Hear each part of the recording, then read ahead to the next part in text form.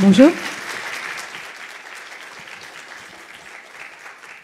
Bonjour à toutes et tous. Merci de nous retrouver au Musée Guimet ce soir pour rencontrer Amélie Nothomb à l'occasion de la sortie de son second podcast sur Audible. Il est disponible dès aujourd'hui en exclusivité. Merci à celles et ceux qui nous regardent en direct sur Facebook et sur Instagram. Et merci Vincent Villeray de nous accueillir au Musée Guimet qui est un des musées préférés d'Amélie Nothomb. Elle consacre 2 épisodes de sa série qui en compte 10 aux collections du Musée Guimet. Je vous laisse la parole. Merci beaucoup, chère Carole. Merci beaucoup. Merci à toutes et tous d'être venus si nombreux ce soir pour cet événement exceptionnel. Nous sommes très heureux, évidemment, de vous accueillir au Musée national des arts asiatiques, le Musée Guimet. Je vous accueille évidemment en mon nom, au nom du musée, au nom aussi de notre présidente, Yannick Lins, qui n'a pas pu être là ce soir. Elle avait une bonne excuse, elle a un mot d'excuse signé du président de la République, puisqu'elle est actuellement en Chine pour accompagner la délégation présidentielle, vous savez, dans ce voyage dont on connaît toutes et tous l'importance. Voilà, donc évidemment, nous sommes très heureux d'accueillir Amélie Nothomb ce soir, d'accueillir Audible, de vous accueillir pour cette soirée exceptionnelle.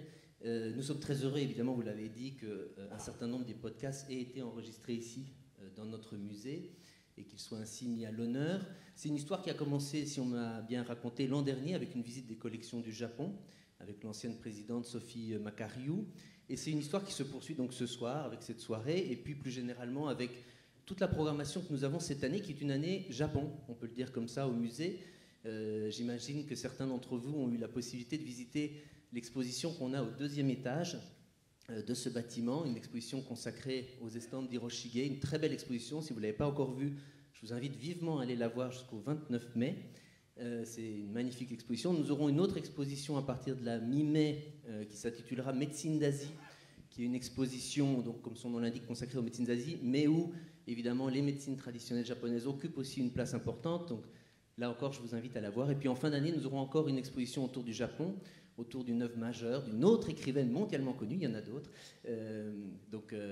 Murasaki Shikibu, auteur, vous le savez, de cette œuvre majeure de la littérature japonaise qui s'appelle le Didu Genji. Voilà, donc on aura une année Japon, et cette soirée y participe à sa façon. Évidemment, donc, je voudrais saisir l'occasion qui m'est donnée ici de remercier, et j'ai une petite anti-sèche pour n'oublier personne, donc pour l'organisation de cette soirée, vous-même, Carole, merci beaucoup, Laureline Amagneux, Isabelle Mottet, Anne Debiès, les équipes d'Audible et de Rétroviseur Productions, et puis au sein du musée, je pense notamment à nos collègues de l'auditorium qui sont ici, de la communication, et puis du pôle valorisation des espaces, Sophie Maire en particulier. Merci à toutes et tous pour l'organisation de cette soirée. Encore une fois, très honoré de vous accueillir et d'accueillir Amélie Nothomb ce soir, qui est ici chez elle. Merci Vincent Villeray.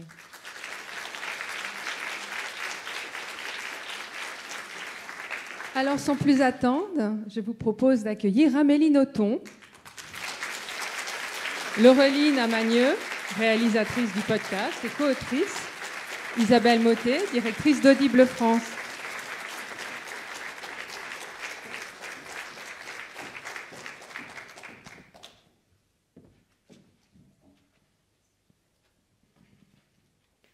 Amélie Nothomb, la dernière fois qu'on s'est rencontrés, c'était au sortir du confinement. C'était pour votre tout premier podcast, La Divine Comédie. Aujourd'hui, nous nous retrouvons pour votre second podcast, Le Japon, Les fleurs d'un monde flottant. Alors, en quelques mots, pour le public, c'est une immersion culturelle au Japon, un voyage dans ce Japon ancestral et ce Japon d'aujourd'hui, mais aussi votre Japon, Amélie Nothomb. Oui, le Japon a longtemps été mon unique pays. Jusqu'à mes années de jeune adulte, quand on me demandait quelle était ma nationalité, je disais que j'étais japonaise. Bien sûr, je lisais l'étonnement dans le regard des gens. Je n'en étais pas moins persuadée d'avoir raison. Le Japon est le pays de ma naissance, c'est le pays de mes premiers souvenirs. Quand j'étais toute petite, je me considérais autant comme la fille de mes parents que comme la fille de ma nounou qui était japonaise, qui s'appelait Nishio-san, et qui s'occupait vraiment exclusivement de moi. Je n'avais pas 3 ans quand j'ai appris qu'un jour je quitterais le Japon. Je l'ai pris comme une tragédie fondatrice. Ça a été vraiment le traumatisme de ma vie, ça a été de savoir que je quitterais le Japon un jour. La catastrophe a eu lieu quand j'ai eu 5 ans. J'ai quitté le Japon. Et de tous les chocs que j'ai vécus, c'est certainement celui qui a compté le plus. Et ça a été pour moi le commencement d'un cheminement. Il fallait que je retrouve le Japon un jour. J'ai retrouvé le Japon un jour, puisque quand j'ai eu 21 ans, j'ai acheté un aller simple pour Tokyo avec le désir extrêmement ferme d'y passer ma vie. On a vu ce que ça a donné stupeur et tremblement et autres catastrophes. Tout ceci a fait que j'ai fini par revenir en Europe en daignant comprendre que j'étais européenne. Mais je ne m'en considère pas moins comme une japonaise ratée. Japonaise ratée, c'est encore très fort. Ça veut dire qu'il reste quelque chose, certes, de l'ordre de l'échec, mais un échec, c'est très important dans une vie. Et je porte cette identité de japonaise ratée.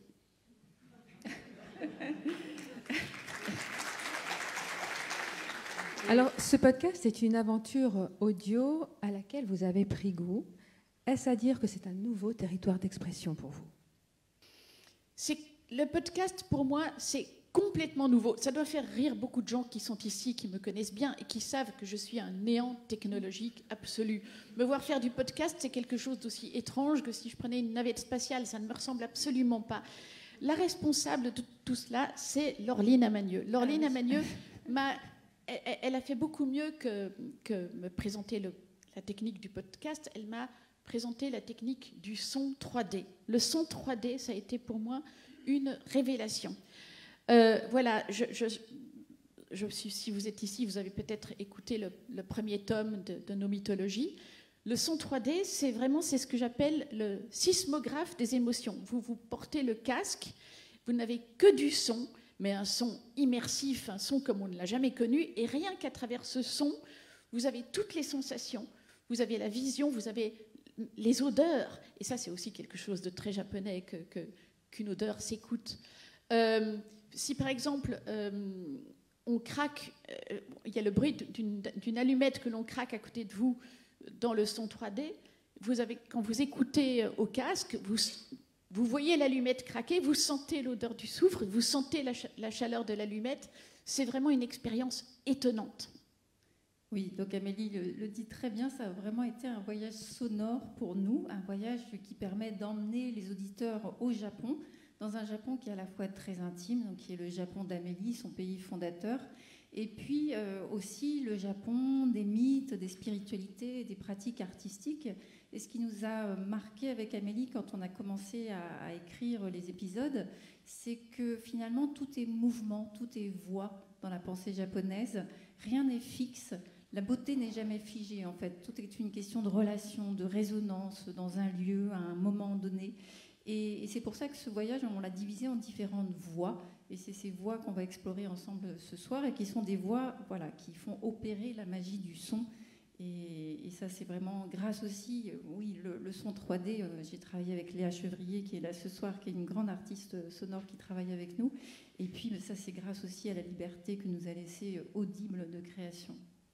Précisons aussi en quoi c'est une nouvelle voie de création pour moi, c'est que la seule possibilité pour moi de créer à 4 mains, c'est précisément le podcast. Encore faut-il que les 2 autres mains soient celles de Laureline Amagneux, que je connais maintenant depuis 23 ans. C'est vraiment, on ne peut pas imaginer, c'est beaucoup plus qu'une coéquipière. En fait, c'est moi la coéquipière.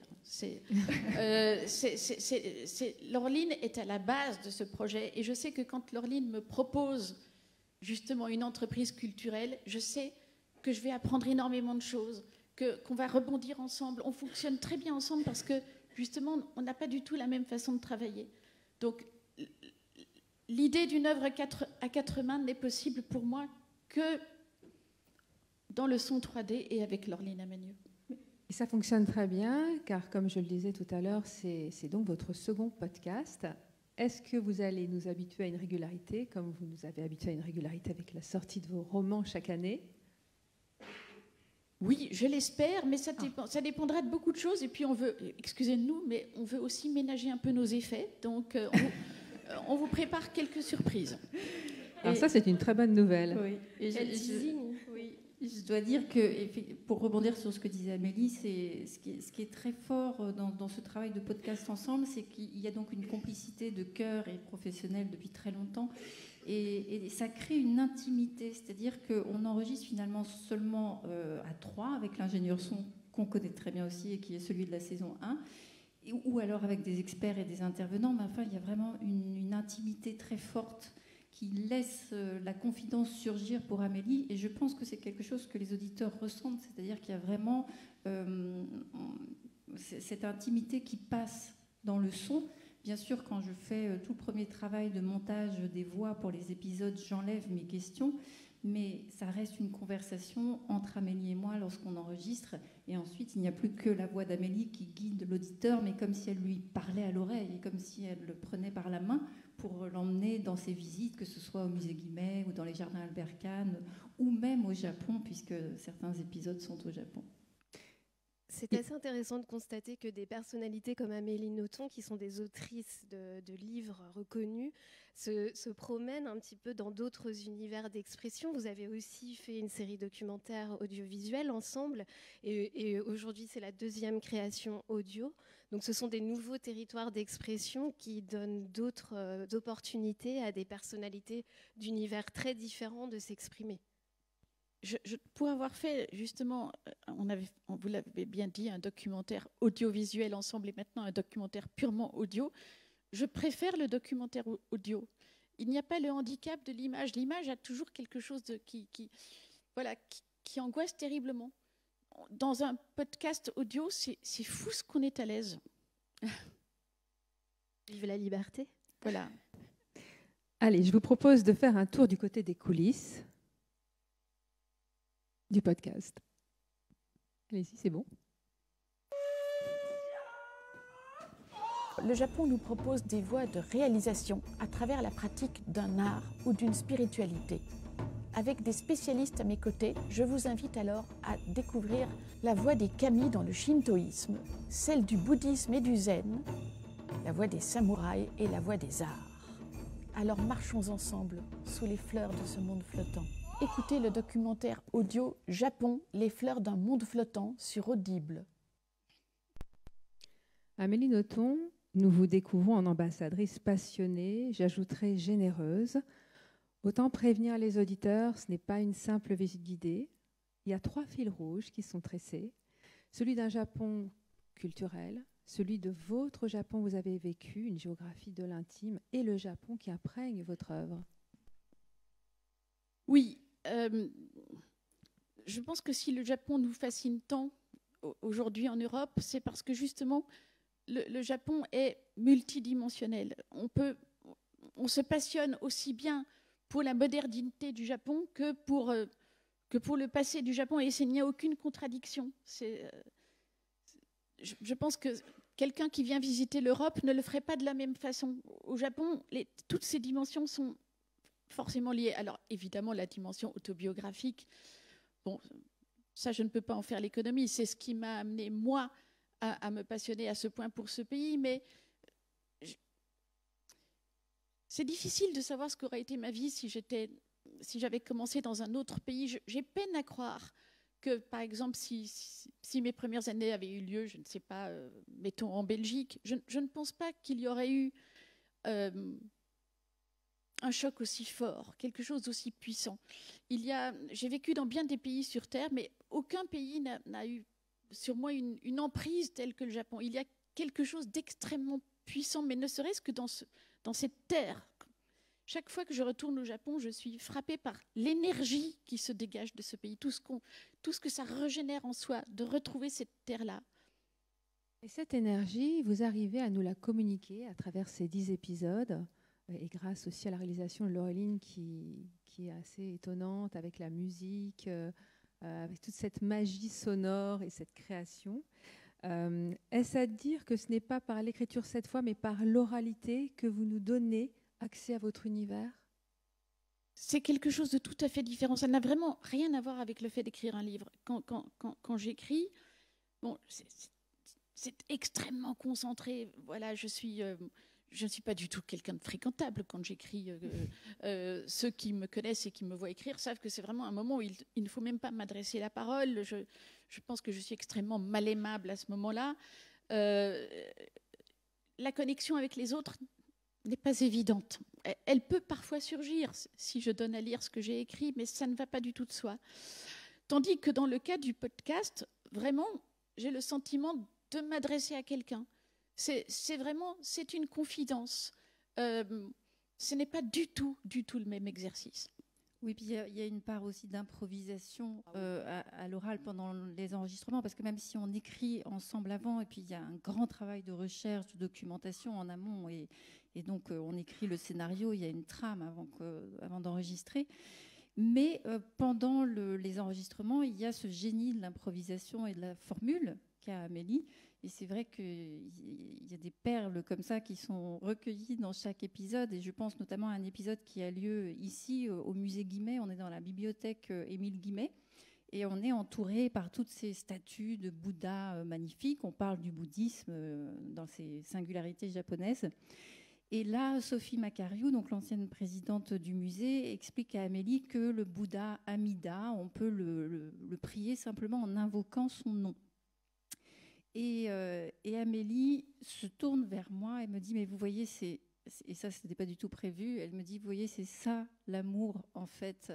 Le plus grand moment de l'amour, ce n'est pas le moment où on dit « je t'aime », c'est le moment où on prononce le prénom de l'être aimé. Et voilà, et ça, c'est la magie d'Amélie, c'est qu'elle arrive à partir d'un concept très abstrait, quand on parle des spiritualités, et à le ramener en fait à notre quotidien, à tous. Et c'est très fort, et c'est ce qu'on ressent vraiment dans le podcast. Et je ne vous parle même pas du peeling de l'âme, qui est le rite de la purification selon Amélie. Et c'est vrai que ce podcast, c'est un peu comme un tête-à-tête avec vous. Votre enthousiasme et votre authenticité, plus que jamais, cette générosité, elle est très à vif, plus que jamais, plus que d'habitude. Mais je vous propose de commencer ce voyage ensemble et d'entrer dans ce podcast par les portes du temple Mabashi.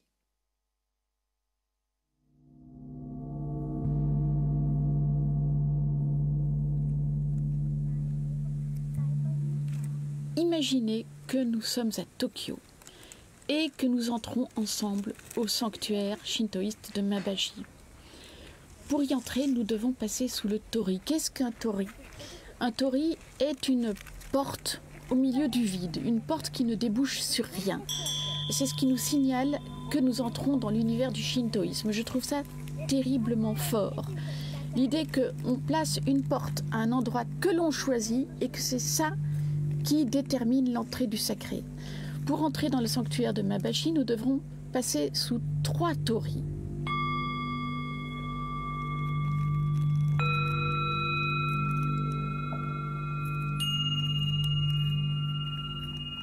Le premier, le plus important, le grand torii rouge. Oh, il n'est pas si grand que ça, il surplombe juste une maison d'habitation. C'est relativement modeste. On passe ensemble en dessous de ce torii rouge et tout de suite, on change d'univers. On n'est plus du tout dans l'univers des gratte-ciel, on est dans l'univers du sacré.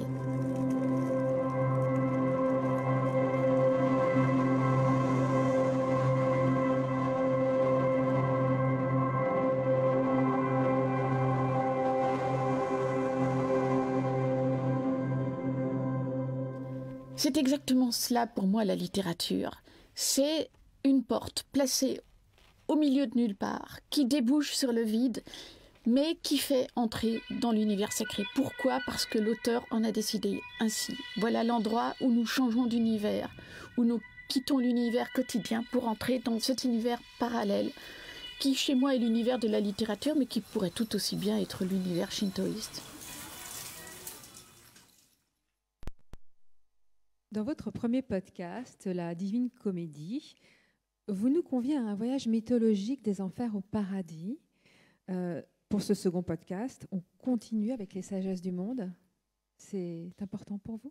C'est très important. C'est absolument fascinant de voir que toutes les civilisations ont cherché à expliquer le monde par des récits et que ces récits sont à la fois ressemblants et formidablement différents. Ce que j'apprécie beaucoup, justement, dans les récits japonais, donc dans la mythologie japonaise, c'est que, comme toujours, elle est plurielle. On nous propose plusieurs récits. On n'est pas forcé de choisir entre les récits. Les Japonais considèrent comme allant de soi qu'un récit ne suffit pas. C'est-à-dire qu'une mythologie ne suffit pas, une religion ne suffit pas.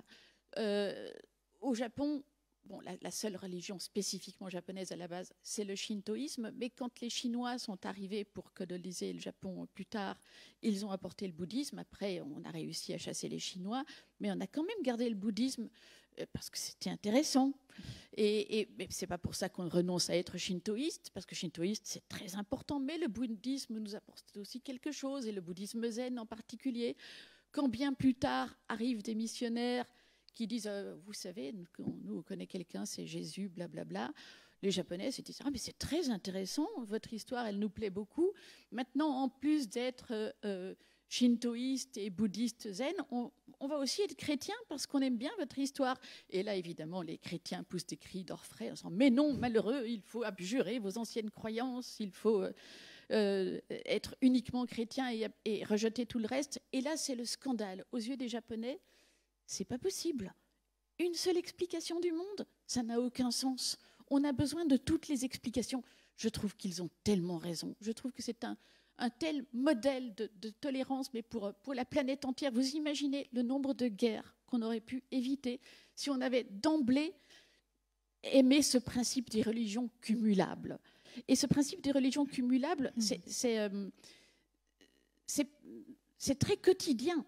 Par exemple, pratiquement tout Japonais né dans le shintoïsme, fait le baptême shintoïste, se marie dans la religion chrétienne, parce que c'est rigolo, il y a une robe blanche, tout ça, et meurt dans le bouddhisme zen, parce qu'on considère que la mort les rituels de mort sont beaucoup plus réussis dans le bouddhisme zen, en quoi on a d'ailleurs tout à fait raison. Et j'adore cette idée qu'on le fait un petit peu à la carte. C'est tellement sage. Et puis, il y a autre chose qu'Amélie aime beaucoup dans le shintoïsme et qu'on entend dans cet épisode, c'est qu'il n'y a pas la même conception du mal. Par exemple, dans cet épisode, ce qui est très intéressant en termes de réalisation, pour moi, c'était très différent de la saison 1, parce que là, on a enregistré une partie en France et on a fait enregistrer une autre partie au Japon. Et l'équipe japonaise, qui avait d'ailleurs déjà travaillé avec nous pour le film, est allée dans ce temple Mabashi à Tokyo et a enregistré un rite de purification, qui est un rite d'exorcisme qui a lieu 2 fois par an. Et ensuite, cette matière sonore, Amélie l'écoute en studio et on a écrit la trame et elle raconte au présent, elle emmène l'auditeur vraiment assisté par la magie du son à ce rite de purification. Et donc on entend ce chant et cette purification, elle a pour but de nous débarrasser de nos impuretés qu'on a commises consciemment ou inconsciemment. Mais c'est surtout, c'est ce qu'on appelle le kegare en japonais, c'est la morale de l'âme qui se fane. C'est-à-dire que c'est une perte de vitalité plutôt qu'une culpabilité. Et donc le rite est là pour rendre de la vitalité. Et ça, je sais que c'est un des aspects qui vous touche particulièrement, Amélie. J'adore ça, l'idée que le mal, ce soit une perte d'énergie, une perte de vitalité, et qu'il suffit de restaurer les énergies pour quitter le mal, c'est formidable. En plus, ça correspond à tellement de choses dans nos vies à tous. Enfin, nous savons bien ce que c'est que de perdre l'énergie. C'est vrai que, voilà, tout à coup, on n'est plus rien. Et le Japon est très pratique pour faire retrouver l'énergie. Je le répète, chaque fois qu'on va au Japon, on se sent réénergisé. Encore plus, évidemment, si on fréquente les temples. Mais même sans y aller, il y a quelque chose qui restaure l'énergie dans ce pays même. Et après, je parlais de la magie du son, parce que, bien sûr, il y a les sons qui ont été captés sur place, les sons directs au Japon, qui permettent de s'immerger dans ce Japon. On interviewe aussi un prêtre, le Kanushi, un prêtre shinto, donc on entend en japonais. Et puis, il y a tout ce travail de création sonore qu'on a entendu et de musique qui va venir évoquer l'imaginaire des mythologies et des spiritualités. Il y a ce grand travail donc, qui a été fait en son binaural par Léa Chevrier, de bruitage pour vraiment nous faire entendre la pluie qui tombe, mais comme si elle était tout près de notre oreille, qui nous enveloppe de ses sons. On a beaucoup joué en fait avec des bulles sonores très esthétiques comme ça qui vont créer des respirations dans le documentaire.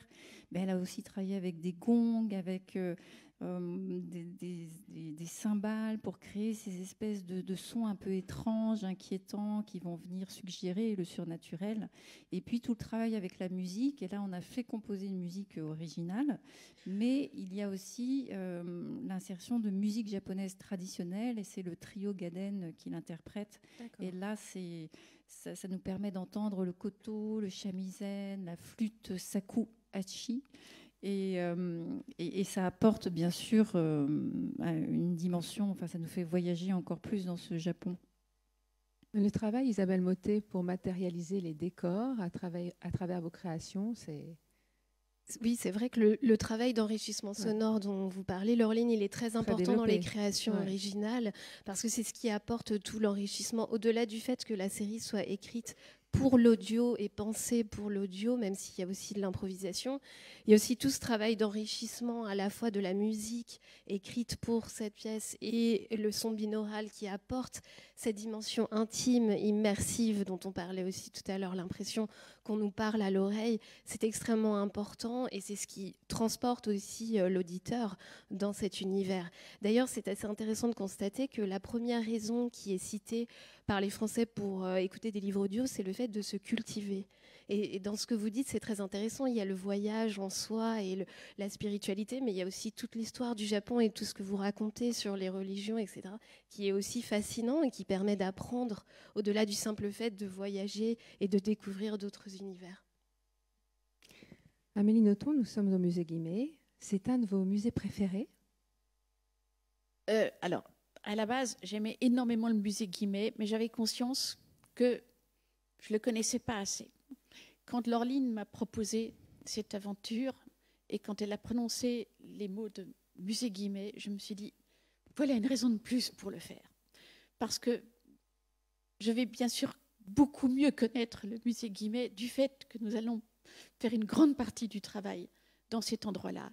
C'est absolument fascinant. C'est le, comment vous dire, c'est le Vatican de la culture extrême-orientale. En plus, on a été tellement bien accueillis, on a pu voir des salles secrètes. Et là, monsieur m'a dit tout à l'heure qu'il pouvait même montrer des archives. Enfin, c'est fantastique. Et il va de soi que quand on enregistre un podcast face à des œuvres sublimes et bouleversantes, on ne dit pas la même chose. On est sous l'impact de ces œuvres. Et bon, alors, tant mieux si on donne aux gens l'envie d'aller visiter le musée Guimet. Mais le pari est encore plus fort que ça. Je crois tellement à l'expérience immersive du son 3D que je pense que même d'éventuels auditeurs qui ne pourront pas venir au musée Guimet pour Dieu sait quelle raison, auront quand même eu l'impression d'avoir vu le musée Guimet rien qu'à travers le podcast et à travers ce qu'ils auront ressenti de nos émotions d'y être et ce que nous aurons décrit des œuvres qui y sont. Je vous propose d'écouter un extrait de cette visite privilégiée dans les collections du musée Guimet. Chère Sophie, on aperçoit ici des casques absolument somptueux. Il y en a notamment un avec comme ornement un lapin. Pourriez-vous m'expliquer ? Alors, le lapin est un étrange petit animal. Alors, je fais remarquer que ce lapin, pour le décrire un peu, donc il forme en fait par son corps replié, la tête appuyée sur ses deux pattes avant, tout l'habitacle en quelque sorte du casque. C'est effectivement un symbole d'intelligence, le lapin. Donc, c'est pas du tout un symbole ni de pusillanimité, ni de luxure comme dans l'Occident médiéval. Donc, effectivement, c'est associé par son intelligence en particulier à la classe des guerriers au Japon, ce qui nous paraît, nous, assez stupéfiant, il faut bien dire.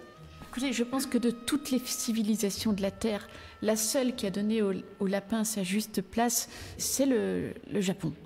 Il y a cette légende d'une divinité shinto qui demande à tous les animaux de lui offrir de quoi manger, et tous les animaux lui apportent un brin de paille, un fruit, etc. Sauf le lapin qui n'apporte que lui-même et qui se jette dans le feu pour s'offrir lui-même en sacrifice à la divinité. C'est là qu'on voit que le lapin est un bon symbole pour le samouraï parce qu'il est prêt à donner sa vie pour se sacrifier à son seigneur. Amélie Nothomb, cette fascination pour la noblesse de ce guerrier, pour le samouraï, rappelle que l'affrontement est un thème récurrent dans vos romans, dans votre œuvre. Oui, l'affrontement extrêmement ritualisé est au centre de tout ce que j'écris. C'est dire l'influence que le Japon a sur moi, parce que s'il y a bien un pays qui a ritualisé l'affrontement, c'est le Japon. Donc même quand mes livres n'ont pas l'air d'être japonais, ils le sont encore, parce qu'il n'est jamais question que d'affrontement et d'affrontement ritualisé dans mes livres. D'ailleurs, lorsque vous avez proposé votre premier roman, Hygiène de l'assassin, chez Albin Michel, vous leur avez proposé un pseudo qui vous a été refusé. Où j'avais choisi un pseudonyme très sobre, puisque j'avais demandé à être appelée Amélie Casus Belli. Allez savoir pourquoi l'éditeur n'en a pas voulu. Et alors, mais vous vous appelez comment? Je m'appelle Amélie Nothomb. Je dis, non, c'est très bien Amélie Nothomb. Je dis, ah non, vous n'y pensez pas, en Belgique, c'est un nom très connoté.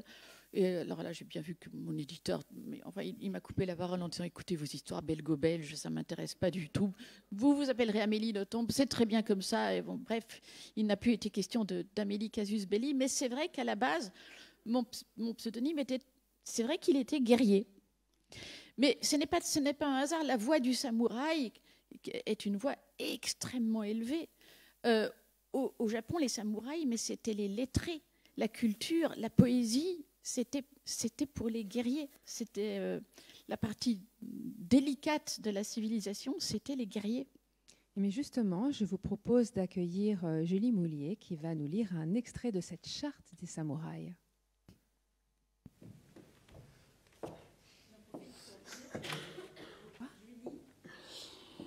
Bonsoir, bonsoir. J'étais en train de prendre des petites notes pour essayer de rebondir sur tout ce que j'écoute avec passion depuis tout à l'heure. Je me demandais quel était le sens de ma présence ce soir et je me suis dit que ma présence était un pari. C'était le pari d'une confidence. J'ai été très marqué par ça. D'une confidence et du sacré.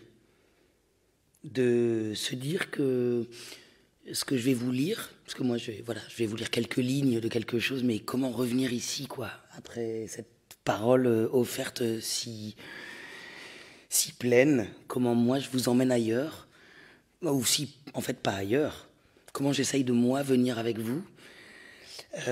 Donc je me suis dit que c'était un rite aussi d'entendre quelqu'un lire des mots qui ne sont pas les siens. Je vais essayer de restaurer une énergie et de vous parler à l'oreille parce que j'ai un micro, moi je peux faire ce que je veux. Alors voilà, pendant quelques secondes, je vais partager avec vous le traité des 5 roues. Et ce traité des 5 roues a été fait par Miyamoto Musashi. Ceux qui veulent connaître ma tactique doivent obéir aux principes suivants, selon lesquels ils peuvent pratiquer la voix. 1. Éviter toute pensée perverse. 2.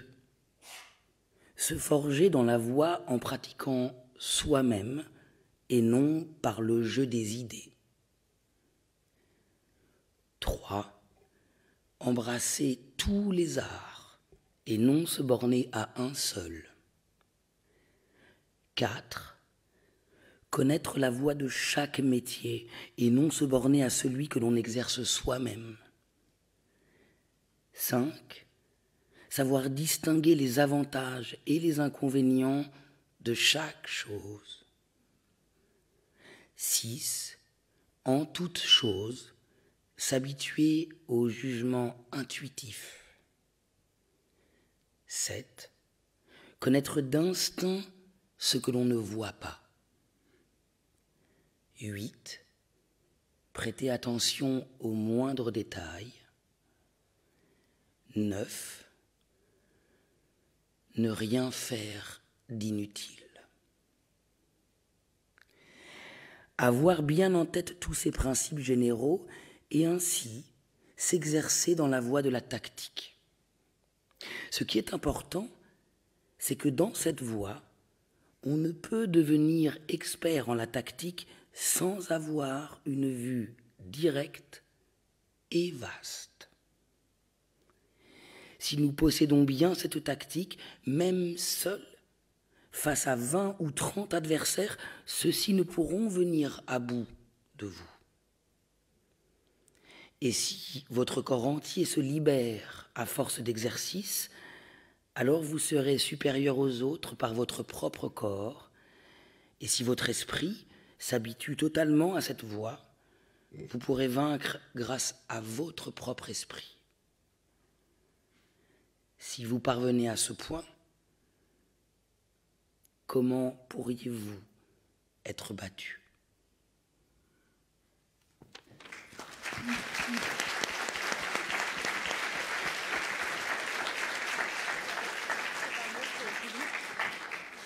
J'en profite pour vous présenter Julie Moulier, qui est actrice donc de cinéma et de théâtre, et en fait qui lit dans l'ensemble des épisodes du documentaire des extraits de littérature japonaise, qui est très important pour nous. On le faisait aussi dans la saison 1, de faire entendre les grands textes de la littérature liés aux mythes, en tout cas, ou liés aux thématiques qu'on aborde.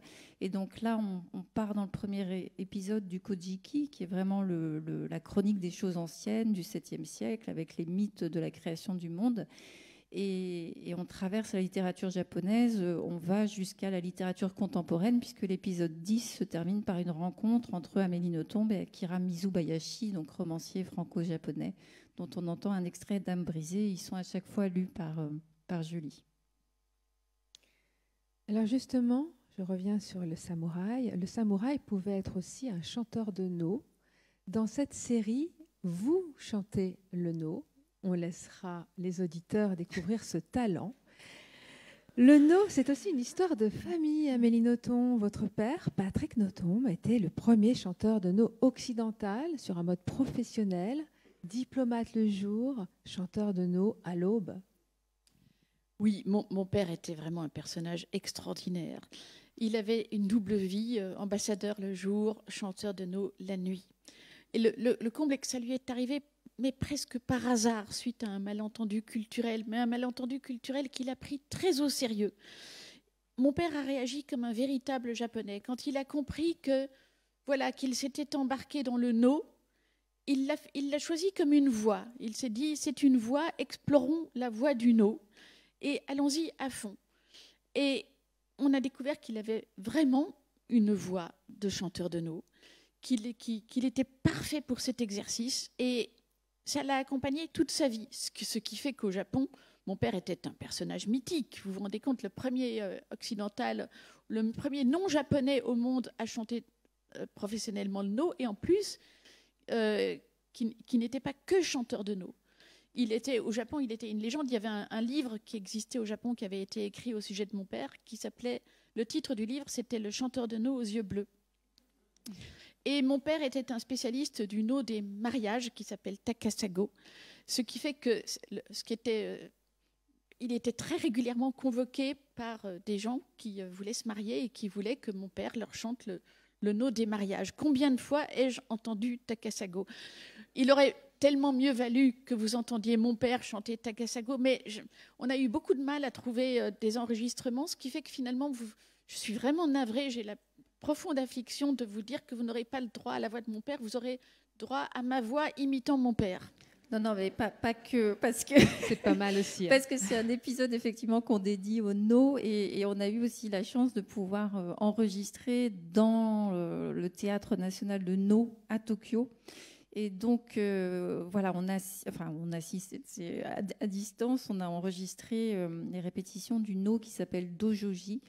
Et c'est maître Aoki de l'école Kensei, donc une des plus grandes écoles de no, qui intervient et qui répond à nos questions, aux questions d'Amélie. Et ce qui nous a particulièrement fasciné dans cet épisode avec Amélie, c'était de découvrir la voix justement spirituelle qu'il y a derrière le no, parce que le no, en fait, a été essentiellement théorisé par Zéami au XIVe et au XVe siècle. Et il disait qu'il fallait parvenir, enfin que c'était la voie qui mène à la fleur. Et la voie qui mène à la fleur, donc c'est une référence aussi au titre du documentaire, hein, Les fleurs d'un monde flottant. La voie qui mène à la fleur, c'est d'essayer à travers l'art de libérer le cœur du spectateur et vraiment de lui permettre d'atteindre un état de béatitude, de bien-être presque ineffable et très mystérieux. Et ça nous touchait particulièrement. Et je ne sais pas si j'ai déjà atteint cet état, donc la fleur, mais il faut bien vous représenter qu'un spectacle de no, le spectacle de no moyen dure 4 heures. Donc c'est vrai que, bon, il y a tout à fait moyen de sortir de son état normal en assistant à un no. C'est à la fois sublime, extrêmement monocorde. L'action, si je vous dis que l'action est limitée à son extrême minimum, c'est rien de le dire. Par exemple, il y a un spectacle de no qui s'appelle Okina, qui dure bien évidemment 4 heures, et l'action, c'est le roi change de masque, pas masque au pluriel. Au début, il a un masque, à la fin, il en a un autre. Ça prend 4 heures. Mais c'est ça qui est sublime, justement, c'est que c'est tout à fait abstrait. L'action est tellement intériorisée, on est tellement dans le sublime que, oui, on peut atteindre la fleur, cet état de béatitude où, en effet, c'est un peu comme dans un trip, quoi. Il n'y a plus de temps, on est dans autre chose. Et ça ouvre une voie, vraiment. C'est cathartique. Alors, ce n'est pas la catharsis au sens aristotélicien, ce n'est pas la purgation des passions, ce n'est pas quelque chose de violent comme ça, c'est quelque chose de beaucoup plus doux. C'est pour ça que je l'apparente plus à un trip très doux. Vous savez que c'est une ouverture des portes de la perception qui se fait grâce à ce chant tellement particulier qu'est le no. Si vous allez voir un opéra occidental, vous connaîtrez des émotions extraordinaires, mais vous ne connaîtrez jamais une émotion de cette nature-là. Et après, il y a très souvent dans les no, et notamment dans le no dont on parle, qui s'appelle Dojoji, la libération d'une âme errante qui est prisonnière de sa passion, donc qui est sous une forme de fantôme, de créature surnaturelle. Et voilà, et les acteurs vont faire en sorte que cette âme soit libérée à la fin. Donc il y a quand même, et Zéami le disait, il faut que le no parvienne à apaiser quelque chose chez le spectateur. Il disait même que regarder un no, ça prolongeait la vie. Oui, il y avait cette dimension spirituelle-là. Et ce qui nous a aussi frappé, bien sûr, avec Amélie, c'est ce qu'on appelle le ma dans le no. Le ma, c'est la pause, c'est ce silence, c'est l'entre-deux. Donc, entre deux notes, entre deux chants, il peut y avoir des silences extrêmement longs. Et ça, c'est quelque chose que j'ai essayé dans la réalisation des épisodes de faire entendre, c'est-à-dire de laisser la place au silence, à des moments de réflexion, de pause, de respiration de la part d'Amélie, et en particulier dans l'épisode sur le no, où vraiment on laisse des silences s'installer, et puis après on entend ce chant du no qui vient prendre beaucoup plus de force parce qu'il y a eu ce silence avant. Et ça, c'est très lié pour Amélie aussi à son écriture. Oui, le génie, un des grands génies du Japon, et de la Chine aussi en l'occurrence, c'est l'art du vide, l'art du silence. C'est une chose qui a, je pense, bouleversé les Occidentaux. Les Occidentaux ont découvert le vide grâce à l'Extrême-Orient. Tous les arts occidentaux bannissent le vide. Voilà, rien ne peut être vide. Vide, c'est le synonyme de je sais pas, de paresse, de manque de talent, de tout ce que vous voulez. Alors que au Japon, le vide est indispensable à la création de l'œuvre. Aussi bien un tableau qui va laisser une gigantesque place au vide. L'étonnement des Occidentaux quand ils ont découvert la peinture japonaise et quand ils ont vu tout ce vide, et qu'ils ont compris que ce vide faisait le tableau. Ça a été une vraie révolution. Mais c'est très présent dans vos romans aussi. Et c'est très présent dans mes romans aussi. J'insiste toujours auprès de mon éditeur qu'il faut qu'il y ait des vides entre tel et tel passage. Et puis, bon, c'est une parole lacunaire. Il ne faut jamais qu'il y ait tout. Ça aussi, bon, je peux extrêmement admirer la littérature occidentale. Prenons un cas justement d'auteur occidental qui ne laisse aucune place au vide, c'est Zola. Zola, c'est saturé. j'adore ça, c'est magnifique. Loin de moi l'idée de critiquer Zola. Mais pour dire ce que j'ai à dire, c'est pas possible. Cette saturation produirait du contresens. Pour dire ce que j'ai à dire, j'ai besoin du passage par le vide. Isabelle Mottet, Amélie Nothomb se montre très pédagogue et très enthousiaste dans cet exercice audio. Est-ce qu'on peut imaginer Amélie Nothomb lire ses propres livres? Alors, on pourrait l'imaginer, mais en fait, on l'a vu aussi au travers de l'exercice avec Julie Moulier. Le travail d'interprétation d'un texte est un travail très difficile parce que cela demande du souffle, du rythme, de l'endurance. On est plusieurs heures en cabine pour lire et cela demande de pouvoir conserver l'énergie intacte du début à la fin de la journée. On ne doit pas sentir les baisses de rythme, la fatigue. Et c'est très difficile parce qu'il faut faire passer l'émotion uniquement au travers des mots. Il n'y a pas d'image, c'est uniquement le son. C'est pour ça qu'Audible travaille avec plus de 250 comédiens et comédiennes professionnels issus du cinéma, du théâtre ou du doublage, parce que c'est un exercice compliqué. Certains auteurs lisent leurs propres textes, mais je pense qu'il faut en avoir envie. D'ailleurs, certains de vos livres, Amélie, sont lus par une comédienne qui s'appelle Françoise Gillard, qui est sociétaire de la Comédie Française. Donc voilà, c'est un exercice compliqué qui demande beaucoup d'endurance. Oui, même quand on enregistre les épisodes avec Amélie en studio et que voilà, elle a la trame, un script sous les yeux, elle n'aime absolument pas le lire. En fait, elle le lit plusieurs fois, elle l'absorbe et après elle laisse complètement le papier de côté et elle le redit à sa manière tout à fait inattendue, ce qui peut créer de grandes séances de rire. Mais c'est cette joie aussi qu'on entend, je pense, dans le documentaire. Alors justement, en revenant sur les coulisses, comment parvenez-vous à nous faire écouter les odeurs? Parce que oui, il y a un épisode où justement, vous parvenez à nous faire écouter les odeurs. Oui, c'est un épisode très particulier parce que la cérémonie du koto que nous avons découverte grâce à Pierre-Yves Colombel et Miyuki, la maîtresse de cérémonie japonaise qui a fait cette cérémonie du kodo avec nous, on l'a vraiment découvert en fait pour le podcast. On ne connaissait pas cette écoute des odeurs, donc ça a été une expérience vraiment totalement nouvelle pour Amélie, une grande découverte. Et l'écoute des odeurs, en fait, c'est un art qui s'est développé au même moment que l'art du thé, hein, donc à l'époque aussi des samouraïs.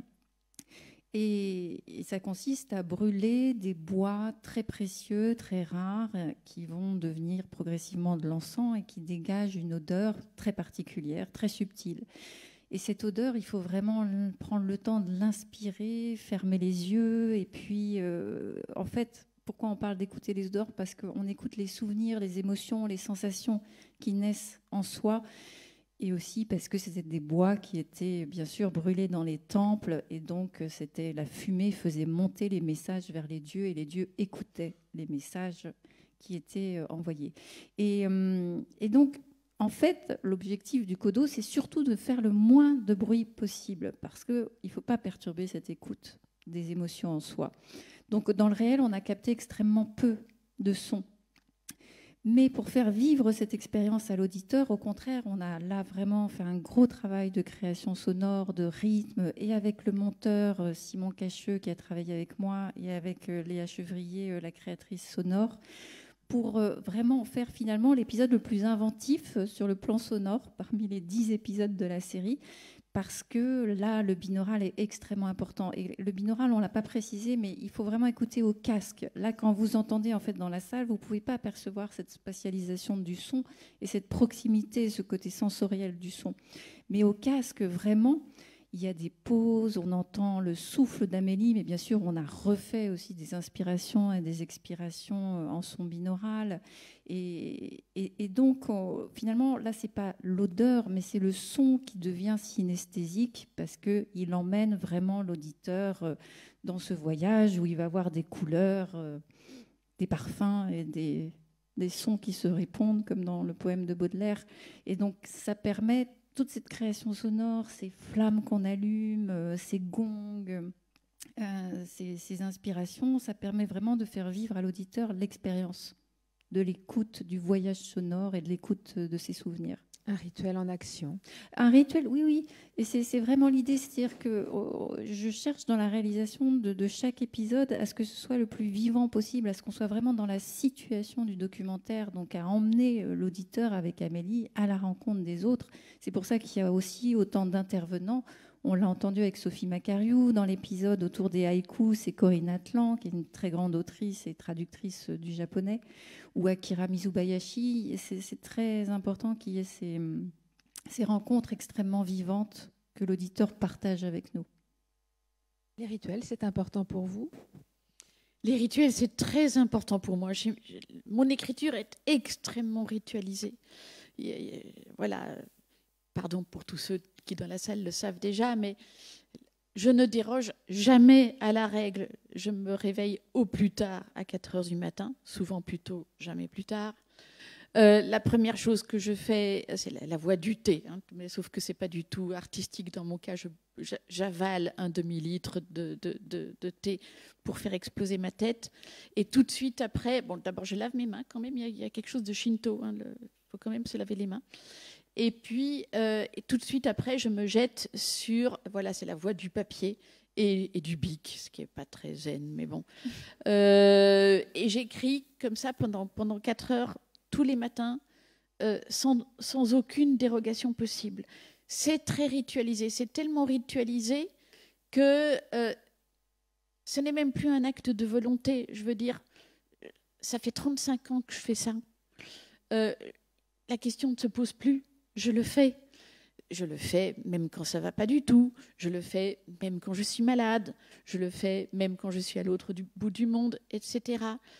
Alors, bien sûr, je ne dis pas que c'est facile, c'est même extrêmement difficile, mais pour vous montrer à quel point ça peut être ritualisé, si par exemple, j'écris et que tout à coup, je me sens dans le vide, bon, je ne vois plus rien, c'est pas grave. Je fais le geste d'écrire. Et rien que de faire le geste d'écrire, ça déclenche quelque chose. C'est une action ritualisée. Bon, c'est peut-être ça le truc. Faites le geste d'écrire, il vient toujours quelque chose. Dans le podcast, vous dites chez moi, tout est zen. Est-ce que cette sobriété, ce goût de la sobriété, vous vient du Japon? Évidemment. Quand on découvre ces fabuleux intérieurs vides et qui ont du mérite à être vides, parce que souvent les appartements japonais peuvent être extrêmement petits, et les Japonais sont comme tout le monde, ils ont beaucoup d'affaires, il faut des affaires pour vivre, mais ils ont une façon de les escamoter pour faire que quand vous arrivez chez eux, c'est vide, et ce vide est tellement reposant, permet tellement à l'esprit de s'épanouir. Donc je me suis efforcée de faire du zen chez moi. Chez moi, il n'y a pas de meubles, c'est comme au Japon, quoi. Il y a vraiment, bon, il y a un lit, il faut bien dormir. À la cuisine, il y a un bar qui était préexistant. Donc, c'est ça qui me sert de table. J'écris à cet endroit-là, sur un tabouret de cuisine.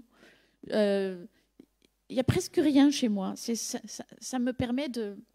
Voilà, il n'y a pas d'obstacle à la création. Je ne me sens pas encombrée. Cette épure, on la retrouve aussi dans le haïku, avec une cristallisation de l'instant, aussi de cette épure. Je vous propose d'écouter un extrait de votre épisode consacré au haïku, cette poésie japonaise.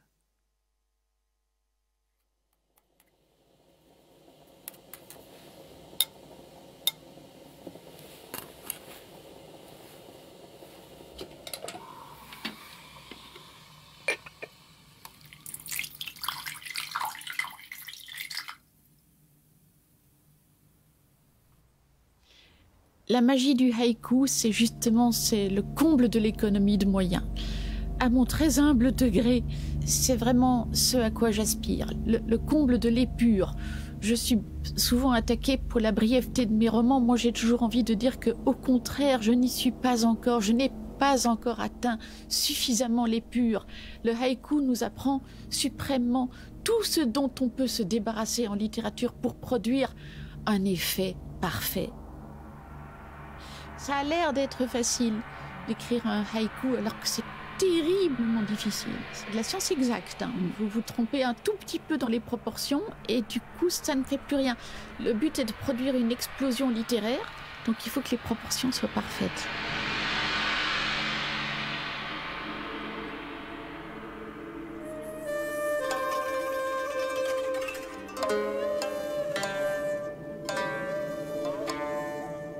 Puisqu'il le faut, entraînons-nous à mourir à l'ombre des fleurs. Kobayashi Issa.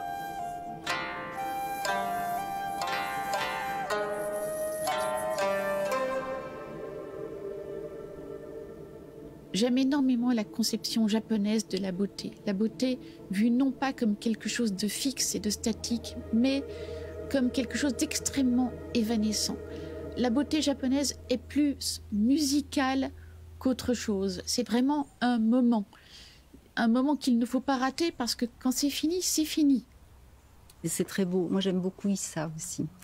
C'est vraiment un poète extraordinaire, très touchant, vraiment dans la vérité du moment. Il y a toute une série comme ça de poèmes où il dit « Préparons-nous à la mort » parce que ce lien entre les cerisiers et la mort, l'éphémère justement, la beauté qui est vouée à disparaître, qui dure très peu de temps et puis qui disparaît aussitôt, c'est les cerisiers en fait qui disent « Prépare-toi à la mort, prépare-toi ». C'est juste quelque chose qui nous appelle à travers le poème à prendre conscience. Parce que ça, c'est d'une force extraordinaire. On est devant les cerisiers en fleurs, on se dit juste oh, c'est beau, c'est magnifique. Et Issa nous dit prépare-toi à la mort, c'est d'une force extraordinaire.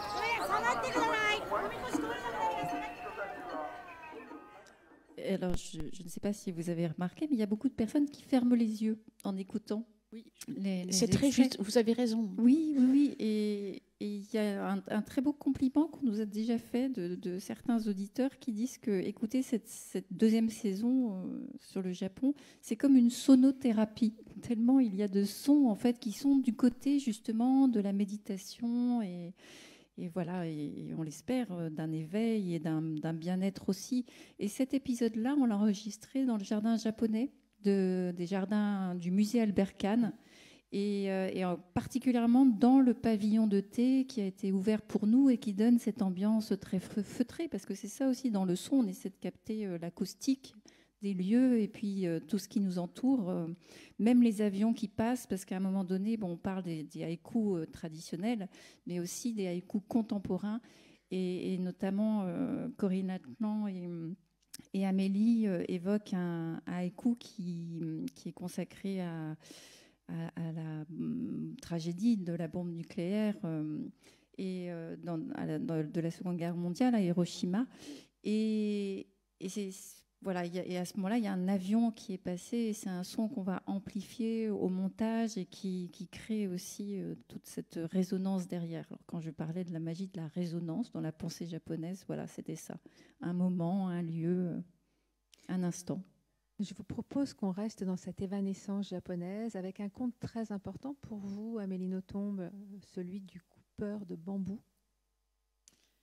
Oui, on l'appelle aussi le conte de la princesse Kaguya. C'est un conte que me racontait ma nounou quand j'étais petite. Vous le connaissez peut-être parce qu'il a donné lieu à un magnifique film, le conte de la princesse Kaguya. Et c'est un conte shinto, ça se passe dans la montagne. C'est un homme dont le métier est de couper des bambous. Et un jour, il ramène une pousse de bambou qui devient une princesse. Et c'est la princesse Kaguya. Et la princesse Kaguya, comme un bambou, va grandir anormalement vite. En une semaine, enfin, j'exagère un peu, elle va passer de la petite fille à la jeune fille, à la femme, en très peu de temps, et devenir une princesse absolument magnifique. Et elle va avoir un destin. Bon, il faut le lire, il faut voir le film, c'est tellement beau. Mais moi, j'ai une raison personnelle d'être très attachée à ce conte, c'est que ma nounou me disait que je ressemblais à la princesse Kaguya. Et si vous voyez la princesse Kaguya au début, quand elle est toute petite, et qu'on me voit enfant, il faut reconnaître qu'il y a quelque chose. Après, quand elle grandit, plus du tout, parce qu'elle devient vraiment très belle, mais quand elle est toute petite, il y a vraiment quelque chose. Et c'est un conte sur le thème de l'exil aussi, parce qu'en fait, bon, elle vient de la Lune et elle va être obligée d'y retourner et de quitter ses parents adoptifs. Donc cette thématique de l'exil, c'était très important pour nous par rapport à la déchirure pour Amélie d'avoir quitté le Japon. Mais justement, Julie Moulier va nous lire un extrait de ce conte. Merci. J'arrive pas à prendre assez de notes. Pour essayer de me glisser dans tout ça, on va continuer le défi. Alors, dans ce que j'ai... Pardon, je me permets de dire autre chose que les simples mots qui me sont donnés. Le défi, j'ai l'impression, c'est de continuer l'économie de moyens. J'ai pas beaucoup de moyens pour rentrer dans ce conte.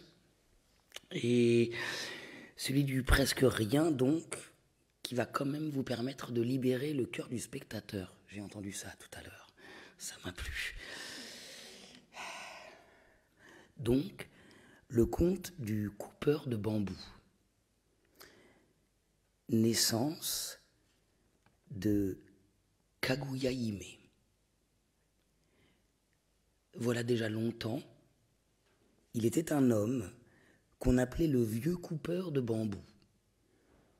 Il allait par monts et par vaux chercher des bambous qu'il employait à 1000 usages. Son nom était Sakaki no Miyatsuko. Or, parmi ces bambous, il y en eut un dont le pied jetait un vif éclat. Intrigué, le vieillard s'approcha et vit que la lumière provenait de l'intérieur de la tige. Il l'examina. Il y avait assise là une personne humaine, haute de 3 pouces, d'une extrême beauté. Et voici ce que dit le vieillard. Puisque vous vous trouvez dans ce bambou que je vois matin et soir, voici qui est clair.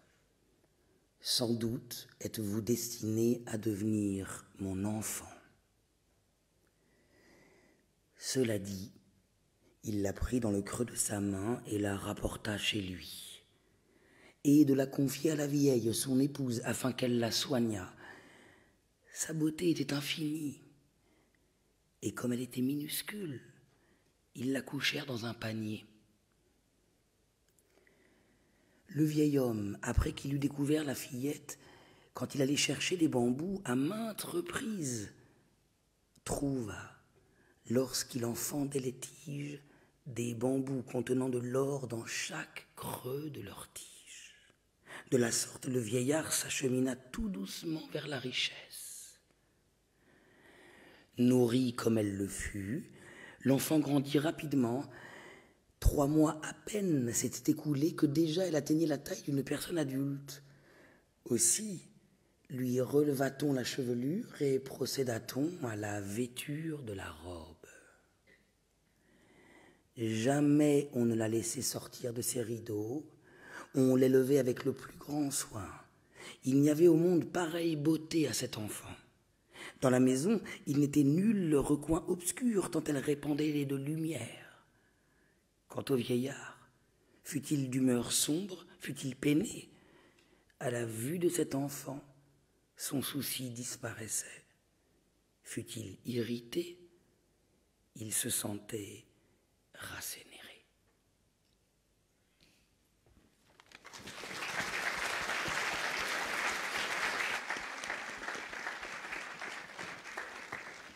Merci. Dans votre premier podcast, vous dites « J'ai toujours eu l'intuition que la vérité se trouvait beaucoup plus dans les mythes qu'ailleurs ». Oui, les mythes sont des tentatives d'explication du monde pré-scientifique et ce sont des explications qui me conviennent. Il ne s'agit pas du tout de dénigrer la science, évidemment, mais de façon intuitive, c'est fou ce que les mythes nous enseignent. Les mythes sont souvent, par exemple, très, très violents. Or, ce sont des récits qu'on fait souvent aux enfants, les enfants. Et c'est une manière d'enseigner, par exemple, à un enfant que le monde peut être extrêmement violent. C'est une chose qu'on ne fait plus beaucoup aujourd'hui. Aujourd'hui, les enfants sont très protégés, je peux comprendre ça. Mais dans l'idée, dans la mythologie antique, on ne protège pas les enfants de la violence. On leur enseigne très vite ce qui les attend. Mais on l'enseigne d'une manière qui est assimilable. Voilà, c'est une vision du monde réaliste, à la fois magique et extrêmement pédagogique. Vous nous parlez aussi du carpe diem japonais, où vous louez aussi sa folie, ses débordements. Vous dites, quand ils se mettent à devenir fous, ils le sont davantage que nous. Faisons comme eux, soyons tour à tour sages et fous et ne renonçons à rien. Si une voie folle se présente à nous, empruntons-la. C'est le secret d'une vie pleinement vécue. Voilà le conseil que vous nous donnez dans cette série. Et vous avez aussi des accès de folie nécessaires? Oh, mais alors là, je n'ai que ça. Mais c'est important de le dire parce que c'est vrai qu'on voit beaucoup les Japonais comme des gens extrêmement sages, comme un peuple qui est une source d'une très grande sagesse. Et bien sûr, c'est vrai. Mais ce n'est pas que ça. C'est vrai qu'il y a aussi une folie japonaise. Quand les Japonais deviennent fous, ils deviennent beaucoup plus fous que nous.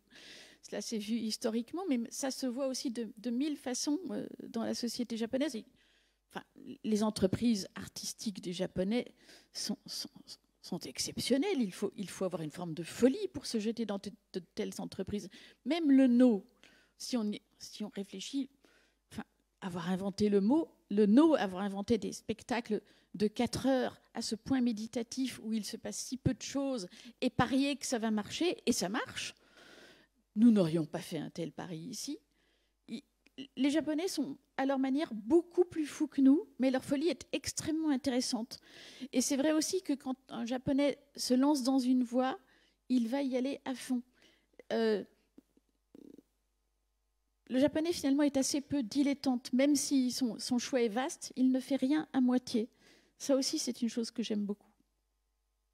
Vous confiez aussi dans le podcast, à l'âge de 5 ans, j'ai été arrachée au Japon et je l'ai vécu comme un accident métaphysique, une blessure qu'il faudrait réparer un jour.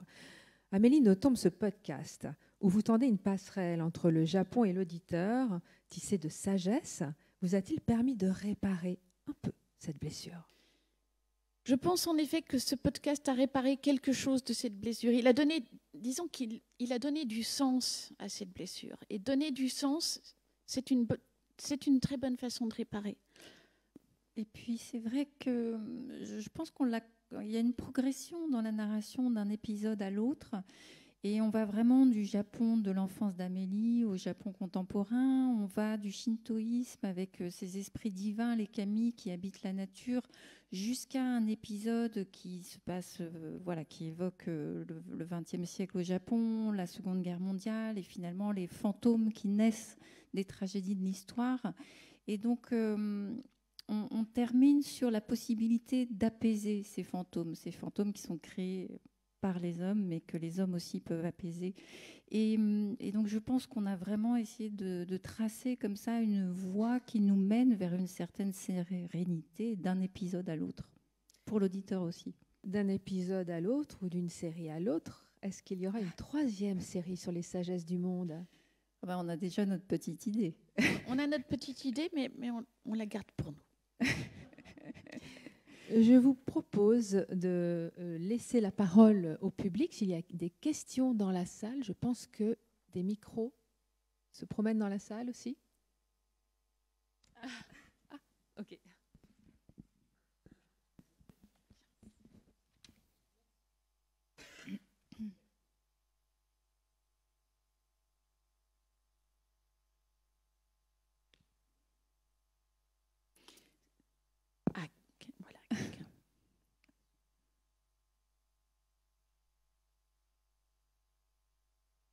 Bonsoir. Bonsoir. Moi, ma question, ce serait, selon vous, pour vous, ce serait quoi le son du Japon?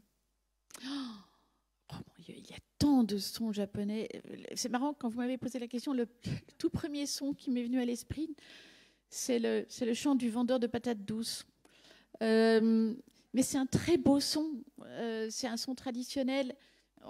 À la tombée du soir, y compris à Tokyo, passe le vendeur de patates douces et il a un chant très particulier qui est extrêmement mélancolique, qui est de toute beauté, tout ça pour dire patate douce, mais voilà, c'est le son du Japon pour moi.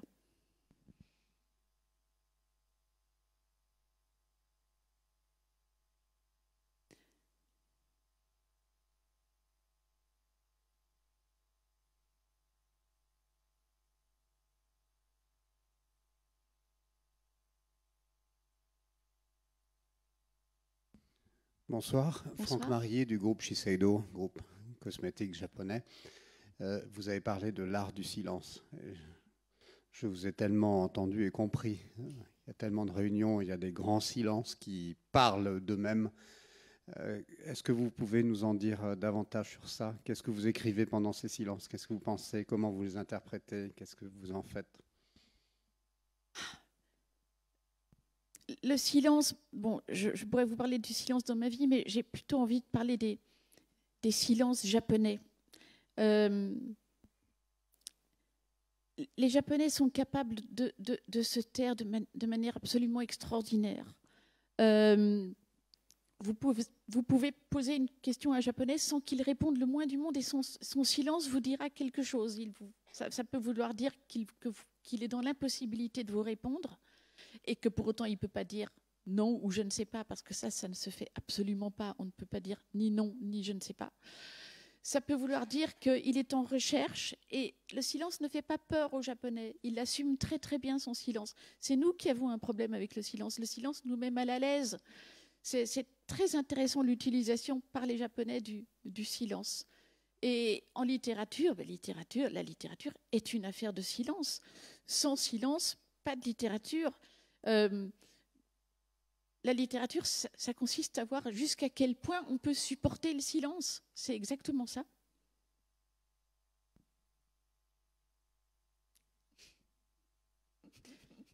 Oui, pardon.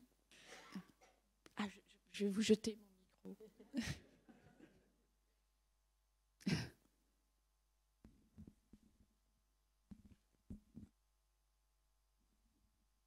Bonsoir. Bonsoir. Dans l'acte 1, vous aviez évoqué le mythe d'Orphée et d'Eurydice pour évoquer votre vie. S'il y avait un mythe japonais pour représenter votre vie, lequel serait-ce? Oh là là, là, c'est une colle. Je vais peut-être pas prendre un des grands mythes, je vais plutôt prendre un conte.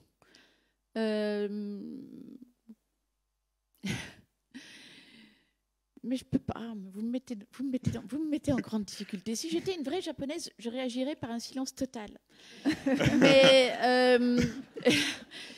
tout ce que je peux vous dire, c'est que vous en saurez beaucoup plus sur ce conte à partir du 17 août. Ah.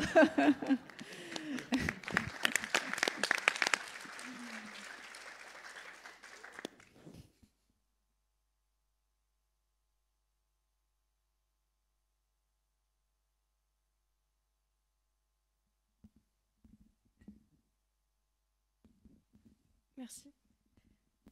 En ce moment, je suis en train de lire ce livre, le vôtre, et j'avais une question à vous poser. Comment petite vous avez appris à parler et en quoi c'est surprenant?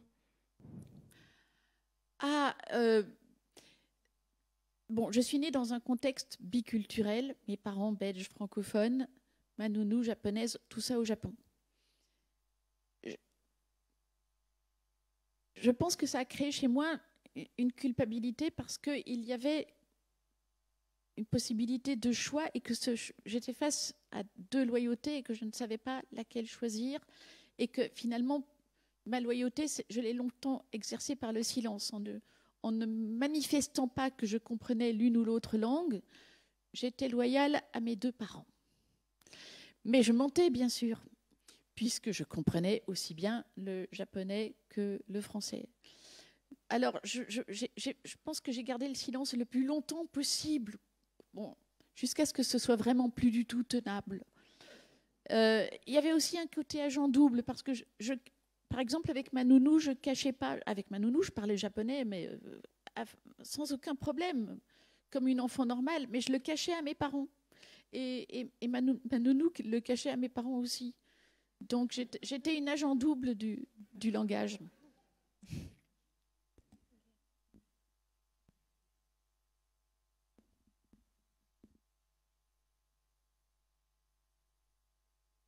Bonjour. Bonjour. Alors, j'ai récemment lu quelque chose sur la calligraphie en fait japonaise, et avec toutes les composantes aussi du type d'encre à choisir, du type de papier à choisir suivant ce qu'on veut dire. Et est-ce que c'est quelque chose aussi qui est abordé ou quelque chose que vous envisagez de parler? Parce qu'effectivement c'est très lié à votre métier d'écrivain. Il y a un son aussi quand on écrit évidemment avec une plume, etc. Alors, on n'a pas choisi de l'aborder, c'est vrai. Mais il y aurait eu tout un travail de création sonore à faire autour. Vous avez tout à fait raison, parce que phoniquement, c'est magnifique. On doit vraiment faire... Oui. Mais avant qu'on passe au tome 3, il faut qu'on fasse l'addendum du tome 2. C'est vrai que la calligraphie est l'une des voies. J'adore cette idée de voie, qu'on nous propose des voies, des chemins, et que c'est merveilleux.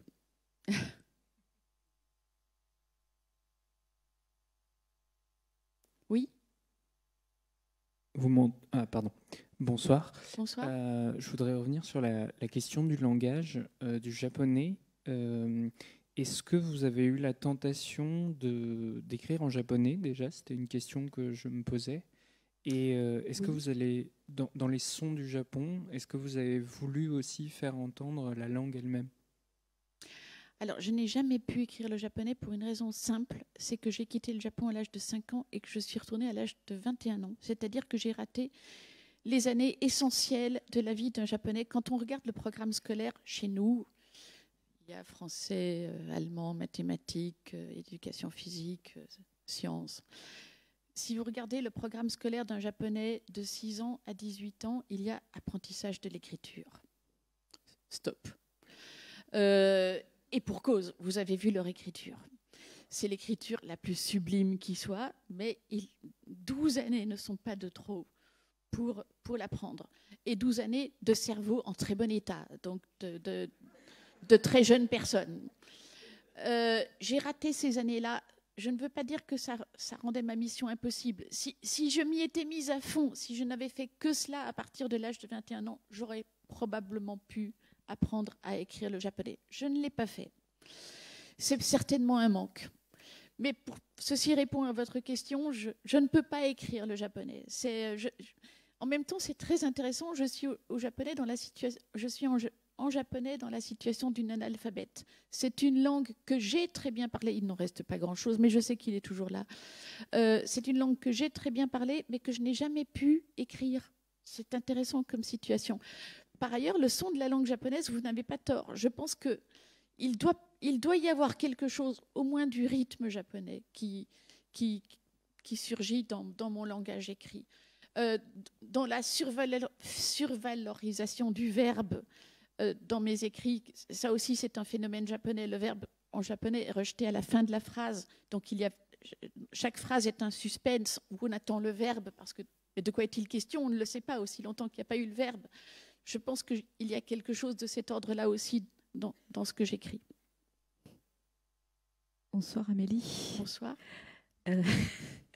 À travers ce podcast, on sent votre amour inconditionnel pour le Japon. Est-ce qu'on peut imaginer un podcast sur la Belgique? Ah mon Dieu. Oh, ce serait génial. La mythologie belge. Non mais ça, on n'y avait pas pensé. Non, c'est vrai. Vous avez tout à fait raison, Paul. On devrait faire. Mais ça sera pour le 4e tome. Passer de la mythologie japonaise à la mythologie belge, je crois qu'on va bien rigoler. Mais là, j'ai en face de moi une personne qui va beaucoup m'aider pour cette mythologie, n'est-ce pas, Isabelle?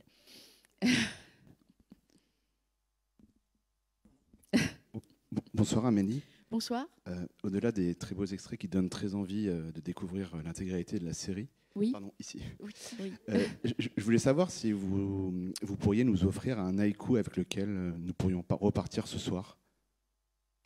Oh, celui de Bachot. Alors, il y a celui de Bachot qui, mais moi, vous ne m'en voulez pas si c'est encore un autre de Bachot? Non, pas du tout. Je pense que mon haïku préféré de tous les haïkus qui existent, il est également de Bachot. Il est d'ailleurs très connu. c'est la cloche du temple s'est tue. Dans le soir, le parfum des fleurs en prolonge le tintement. Et là, on est aussi dans voilà, les fleurs, le parfum des fleurs qui prolonge un son. Pour moi, ce haïku, là, je vous ne savez pas dans quel état je suis, rien que de l'avoir dit. Il me fait un effet fou parce que tout le Japon est contenu dans ce haïku. C'est voilà, l'après-cloche du temple, la tombée du soir. Ça me fait, voilà, méditer ce haïku. Mais en fait, le titre de la série, Japon, les fleurs d'un monde flottant, c'est issu d'un haïku de Basho qui est sous les fleurs d'un monde flottant avec mon riz brun et mon saké blanc. C'est sublime parce que c'est un idéal qui repose sur très très peu de choses. Voilà, le riz brun qui est considéré comme donc du riz médiocre, mais voilà, sous les fleurs, on a assez avec ça. Il y a dans tout idéal japonais une économie extraordinaire. C'est le contraire de la profusion. Je pense que les Japonais qui arrivent ici sont effarés par la profusion qu'on met en toute chose. C'est assez flagrant aussi quand on voit, quand un Japonais devient extrêmement riche, il ne change pour ainsi dire pas de mode de vie. Sa maison va être extrêmement simple. Il ne va pas y avoir d'accumulation d'objets parce que ça n'a aucun sens au Japon. C'est pourquoi s'encombrer? Voilà. Ça, c'est vraiment la question japonaise par excellence. Pourquoi s'encombrer alors que tout ceci nous nuit? Moins on a de choses, mieux on est.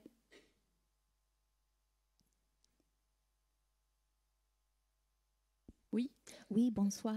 On parle beaucoup des mythes, on parle beaucoup de la religion, tout ce qui est un peu traditionnel. Et je voulais savoir ce que vous pensez de la littérature japonaise contemporaine et si vous avez des auteurs ou des autrices préférés. Il y a tout un passage du podcast qui est consacré à la littérature. On a même longuement interviewé un écrivain fascinant qui est Akira Mizubayashi, qui est évidemment un écrivain que j'aime extrêmement. Il a cette particularité d'avoir totalement les deux cultures. C'est-à-dire qu'il parle un français, mais au-delà de la perfection. Lui, il a choisi la voie du français. C'est très étrange. Le français comme un exercice spirituel, ce qui ne l'empêche pas d'être un écrivain totalement japonais. C'est tout à fait fascinant à voir. Oh, mais sinon, je ne vais pas vous étonner. Parmi les écrivains contemporains, je suis une grande fan de Haruki Murakami, qui est extrêmement contemporain et qui en même temps est extrêmement japonais, qui a une façon de raconter qui est indescriptible. Comment, avec si peu de moyens, créer un tel univers, c'est tout à fait extraordinaire. Les classiques japonais, bon, là aussi, je n'ai rien de révolutionnaire à vous dire. Vous le savez certainement. Les trois piliers de la littérature japonaise, qui sont donc Mishima, Tanizaki, Kawabata, c'est tellement sublime. On n'a jamais fini de les découvrir, on n'a jamais fini de les lire. Ils sont tellement contrastés les uns par rapport aux autres, alors qu'ils sont en résonance les uns par rapport aux autres. Tout à l'heure, monsieur nous parlait de ce classique absolu de la littérature ancienne japonaise, qui est donc le dit du Genji de Murasaki Shikibu, qui est une épopée japonaise d'une élégance, d'une classe, d'une poésie mais extraordinaire, un récit à tiroir qu'on n'a jamais fini de découvrir. À côté de ça, les notes de chevet de Sei Shonagon, qui est également un écrit du XIe siècle, mais qui est d'une modernité éblouissante. On croirait que ça a été écrit avant-hier et qui est tout un catalogue de sensations absolument vertigineuses. Enfin, aussi bien dans la littérature résolument contemporaine que totalement ancienne ou classique, la littérature japonaise, mais c'est une mine d'or et on n'a jamais fini de l'explorer. Elle ne ressemble à aucune autre. Découvrez-la si ce n'est déjà fait.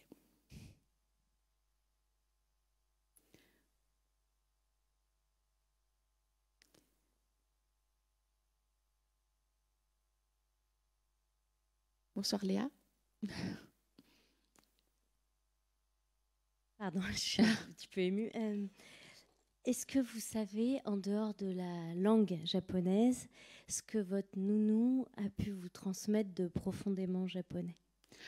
Oh, ma nounou m'a transmis beaucoup de choses extrêmement japonaises, comme une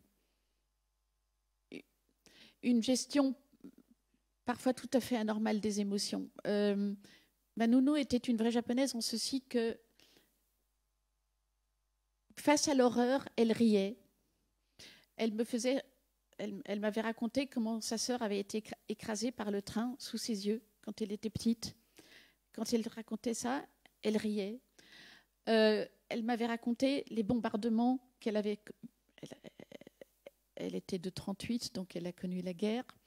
Et elle avait vécu les bombardements. Elle disait que elle n'arrêtait pas d'être enfouie sous les bombes. Elle devait tout le temps se dégager pour arriver au sommet. Et puis chaque fois qu'elle arrivait au sommet, à l'air libre, il y avait une nouvelle bombe qui tombait.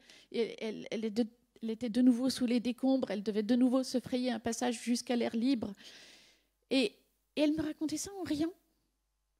Et ce n'était pas du tout par insensibilité, bien évidemment, mais parce que c'est culturel. L'horreur ne peut être racontée qu'en riant. Je pense que si on me lit, on sent qu'il en est resté quelque chose. Voilà. Merci. Merci.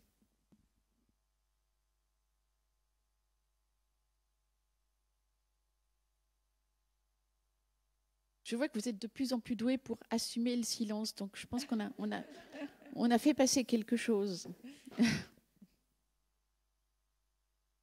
Bonsoir. Bonsoir. Je me reconnais énormément dans votre expérience par rapport au sol japonais et avec la terre, ce qu'elle dégage. Et donc à travers le podcast, vous allez nous parler de sensibilité à travers les sons, mais il y a aussi un paradoxe qui est le vide et le manque. Et à quel moment, comment est-ce que vous gérez en fait cette ambivalence entre cette sensibilité, ce besoin, et puis cette absence et ce manque et ces vides? Ouh là, c'est une question extrêmement belle et extrêmement complexe. Ça a été vraiment l'histoire de ma vie. Il a fallu passer du manque, qui m'a accompagnée toute ma vie, à, je ne vais pas dire l'amour de ce manque, mais à la sublimation de ce manque. Voilà, il a fallu sublimer ce manque. Je pense que ça aussi, ça a joué un rôle énorme, non seulement dans ce que j'écris, mais dans ma façon de vivre. Sublimer le manque est une chose que je fais, que j'essaye de faire continuellement. Je n'ai pas dit que c'était facile, mais j'ai appris ça. Et ça m'a accompagnée à énormément de moments de ma vie. Ça apprend la mort aussi. Quand on perd un être cher, eh bien sûr, on manque cruellement de cet être cher. Il faut parvenir à sublimer ce manque. C'est une manière d'accepter la disparition de l'être cher. C'est un travail, mais ce n'est pas un travail impossible.